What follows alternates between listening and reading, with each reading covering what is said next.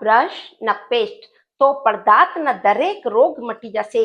એની માટે આજ હું તમને એક એવો સરળ ઘરગથ્થુ ઉપાય બતાડીશ અને એક એવી ઉપાય જે કે વર્ષો જૂનો આપણા વડીલ બુજુર્ગ કરતા હતા, એક એવી વસ્તુ તમને એને કેમ ઉપયોગ કરવો છે।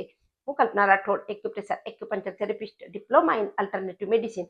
દાંતમાં યદિ તમને દુખાવો છે, સડો લાગી ગયો છે, જેને આપણે કીડો કહે છે, ઝંઝનાટી છે, ઠંડા ગરમની એકદમ ઠનક તમને લાગે છે, સાથે પેઢામાં સોજો આવી ગયો છે, પેઢાથી લોહી નીકળે છે, કોઈ પણ દાંતથી લગતી જે પણ તમને પ્રોબ્લેમ છે, આ જે રેમેડી કરશો એનાથી એ શિકાયત દૂર થઈ જશે।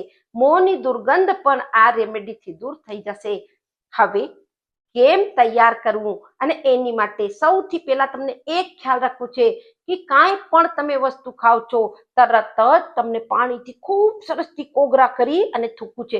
એક પણ અન્ન કણ તમારા મોઢામાં ન રહેવું જોઈએ, એનાથી જ તમને દાંતમાં બેક્ટેરિયા ઉત્પન્ન થાય છે અને દાંતમાં સડો, કીડો, દુખાવો એ બધી શિકાયત થાય છે। તો તમને જ્યાં પણ કોઈ વસ્તુ તમે મોઢામાં નાખી તમે ખાધું તરત કોગરા કરવા છે। હવે રેમેડી કેમ તૈયાર કરવી એની માટે તમે કડવા લીમડાના પાન લઈ લેજો। પાનને તમે સરસથી સુખાવી અને પીસી પાવડર કરી લેજો। 1 વાટકી કડવા લીમડાના પાનનો પાવડર લઈ લેજો। અડધી વાટકી એની અંદર સેંધાવ મીઠું નાખી દેજો અને માત્ર 1 ચમચી એની અંદર હળદર ઉમેરી દેજો અને 1 ચમચીનો ચોથો ભાગ ફિટકરીનો પાવડર કરી અને એને ચારે વસ્તુને સરસથી મળાવી એરટાઈટ ડબ્બામાં રાખી દેજો।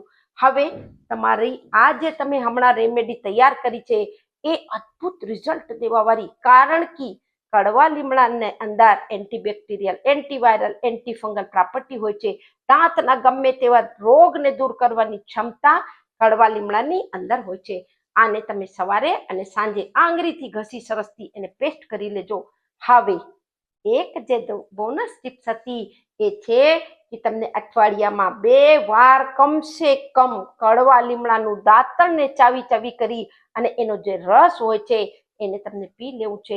એનાથી તમારા પેટથી લગતા રોગ પણ મટી જશે। વધુથી વધુ લોકોને શેર કરો। સસ્ત્ર મસ્ત્ર ખુશ રહો। નમસ્કાર।